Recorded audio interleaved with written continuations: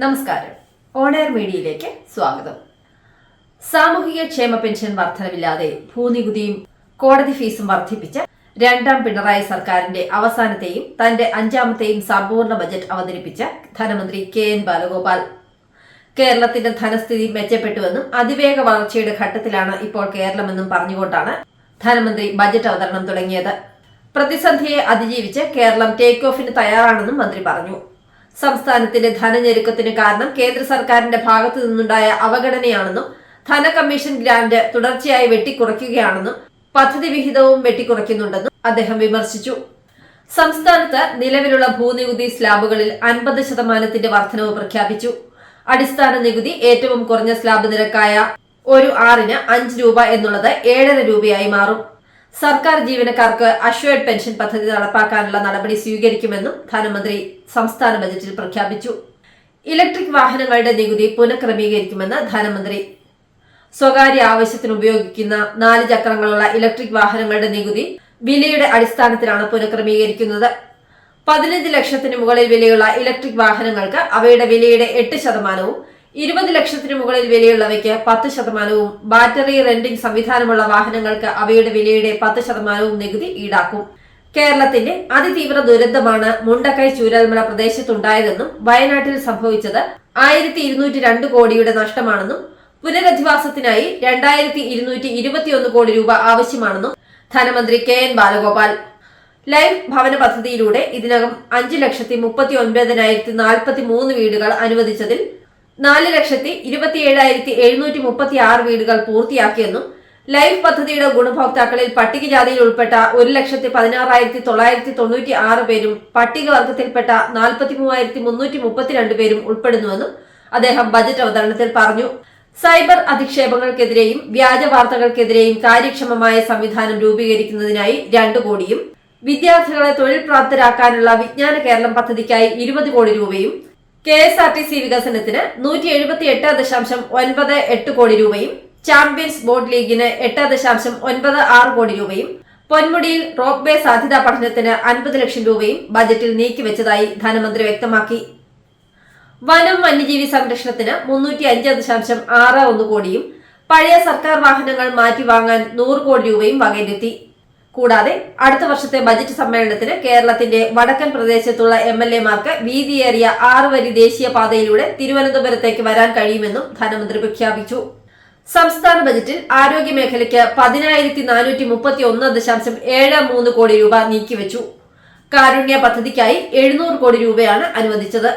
വിഴിഞ്ഞത്തെ പ്രധാന ട്രാൻസ്ഷിപ്മെന്റ് തുറമുഖമാക്കി മാറ്റുമെന്നും Singapore, Dubai മാതൃകയിൽ കയറ്റുമതി ഇറക്കുമതി തുറമുഖമാക്കി വിഴിഞ്ഞത്തെ മാറ്റുമെന്നും ധനമന്ത്രി പറഞ്ഞു.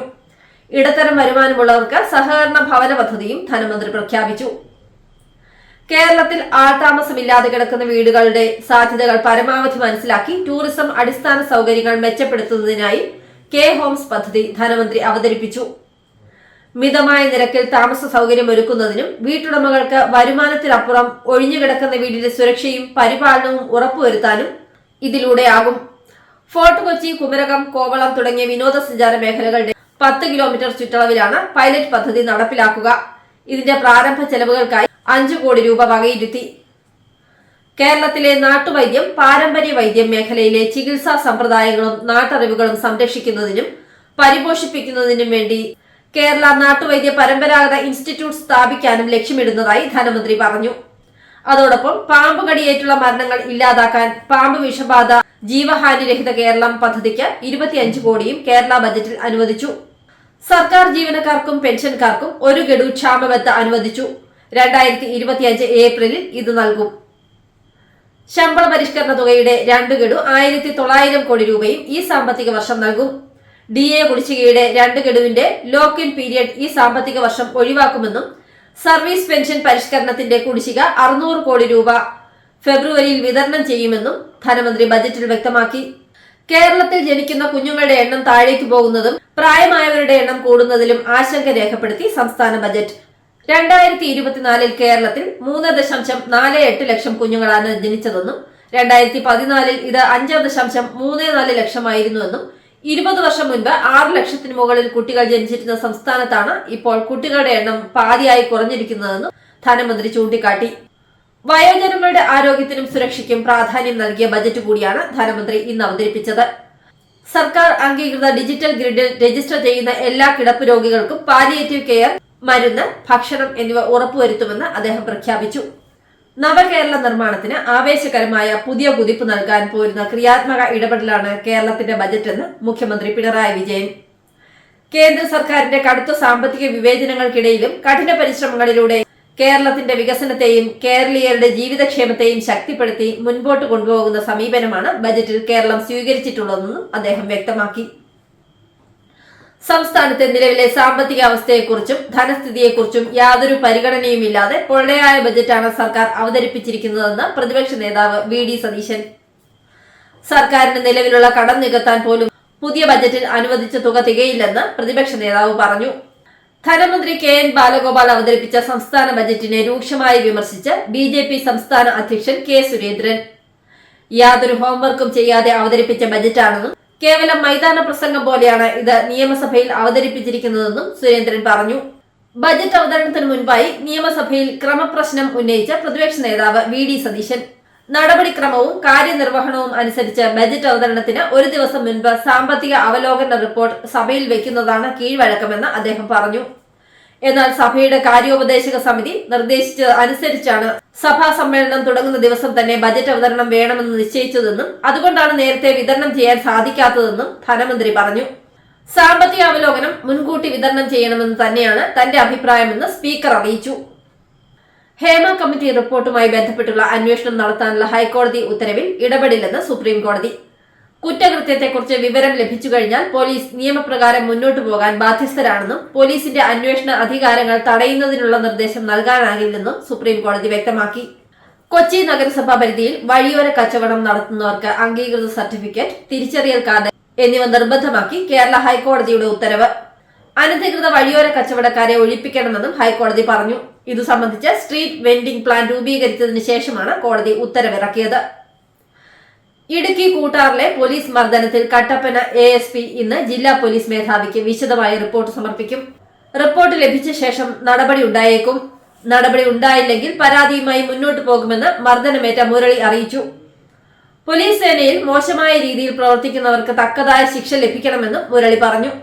പുതുവത്സര ദിനത്തിൽ രാത്രി 11 മണിയോടെയാണ് ഓട്ടോ ഡ്രൈവറായ കുമരകം മെട്ടു സ്വദേശിയായ മുരളീധരന് മർദ്ദനമേറ്റത്. നെടുമ്പാശ്ശേരി വിമാനത്താവളത്തിൽ തുറന്നുവെച്ച മാലിന്യ കുഴിയിൽ വീണ് 3 വയസ്സുകാരി മരിച്ചു. രാജസ്ഥാനിൽ നിന്നും എത്തിയ യാത്രക്കാരുടെ ഒപ്പമുണ്ടായിരുന്ന കുട്ടിയാണ് മാലിന്യ കുഴിയിലേക്ക് വീണത്. കുട്ടിയെ സ്വകാര്യ ആശുപത്രിയിലേക്ക് മാറ്റിയെങ്കിലും ജീവൻ രക്ഷിക്കാനായില്ല. ഡൊമസ്റ്റിക് ആഗമന ടെർമിനലിന് അടുത്ത് വെച്ച് ഇന്ന് ഉച്ചയോടെയാണ് അപകടമുണ്ടായത്. ഇന്ത്യൻ നഗരങ്ങളിലേക്കുള്ള സർവീസുകൾ വീണ്ടും വെട്ടിക്കുറച്ച് എയർ ഇന്ത്യ എക്സ്പ്രസ്. മസ്കറ്റ് അന്താരാഷ്ട്ര വിമാനത്താവളത്തിൽ നിന്ന് പുറപ്പെടുന്ന 14 വിമാനങ്ങളാണ് റദ്ദാക്കിയത്. ഫെബ്രുവരി 9 മുതലാണ് ഈ റദ്ദാക്കലുകൾ പ്രാബല്യത്തിൽ വരുന്നത്. മാർച്ച് 25 വരെ തുടരും. ദില്ലി തെരഞ്ഞെടുപ്പിൽ കോൺഗ്രസിന് ഒരു സീറ്റിൽ കൂടുതൽ കിട്ടില്ലെന്ന് സമാജ്വാദി പാർട്ടി MP രാം ഗോപാൽ യാദവ്. ദില്ലിയിൽ കോൺഗ്രസിനെ ഇപ്പോൾ പിന്തുണയ്ക്കാനാകില്ലെന്നും BJPയെ തോൽപ്പിക്കാനാകുന്നവരെയാണ് പിന്തുണയ്ക്കുകയെന്നും അദ്ദേഹം പറഞ്ഞു. 5 വർഷത്തിനു ശേഷം റിപ്പോ നിരക്ക് 0.5% കുറച്ച് റിസർവ് ബാങ്ക്. രാജ്യത്ത് പണപ്പെരുപ്പം നിയന്ത്രണ വിധേയമായെന്ന് വിലയിരുത്തിയ ശേഷമാണ് 6 അംഗ പണനിർണയ സമിതി റിപ്പോ നിരക്ക് 6.5% നിന്ന് 6.25 കുറച്ചത്. ഭവന, വ്യക്തിഗത, വാഹന വായ്പകളുടെ പലിശ നിരക്കിൽ കുറവ് വരുന്നതിനാൽ സാധാരണക്കാർക്ക് ഗുണം ചെയ്യുന്ന തീരുമാനം കൂടിയാണിത്. ഉംറ തീർത്ഥാടകർക്ക് മെനിഞ്ചൈറ്റിസ് വാക്സിൻ നിർബന്ധമാക്കിക്കൊണ്ടുള്ള തീരുമാനം സൗദി അറേബ്യ പിൻവലിച്ചു. സ്വകാര്യ വിമാന കമ്പനികൾ ഉൾപ്പെടെ രാജ്യത്തെ എല്ലാ വിമാന കമ്പനികൾക്കും പുതുക്കിയ വാക്സിനേഷൻ മാർഗനിർദ്ദേശങ്ങൾ നൽകിയിട്ടുണ്ട്.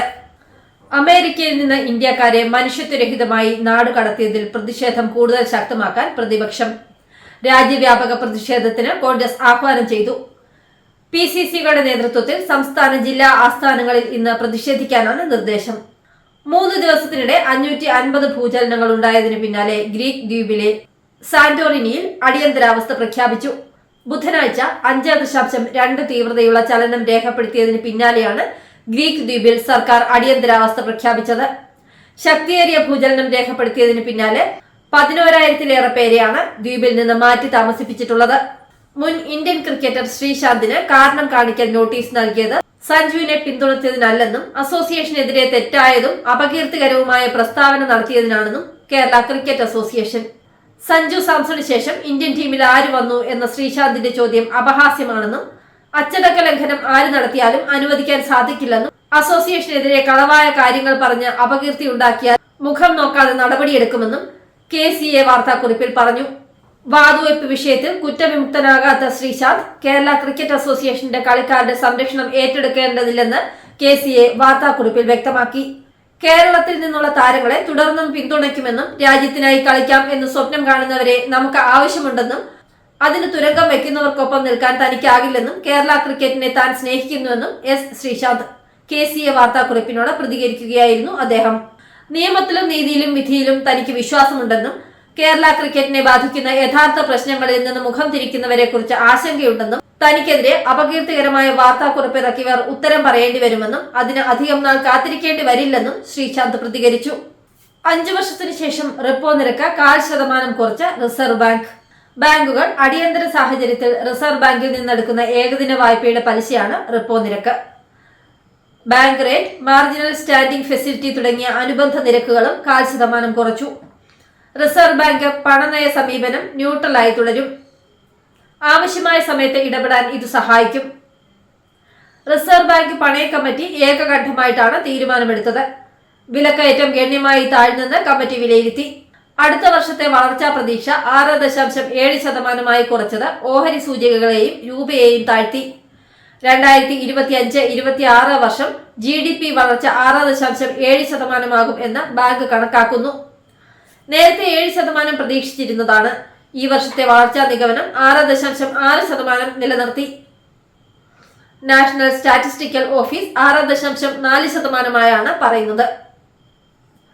ജൂലൈ സെപ്റ്റംബർ വളർച്ചാ പ്രതീക്ഷ 7.3 നിന്ന് 7% കുറച്ചു. ഈ ത്രൈമാസത്തിലെ വിലക്കയറ്റ നിഗമനം 4.5 നിന്ന് 4.4% കുറച്ചു. വാർഷിക വിലക്കയറ്റം 4.8% അടുത്ത ധനകാര്യ വർഷം അവസാനത്തോടെ വിലക്കയറ്റം 4.2% കുറയുമെന്ന് കേന്ദ്ര ബാങ്ക് കണക്കാക്കി. ഇതോടെ ഇന്നത്തെ വാർത്തകൾ പൂർണ്ണമാകുന്നു. നന്ദി, നമസ്കാരം.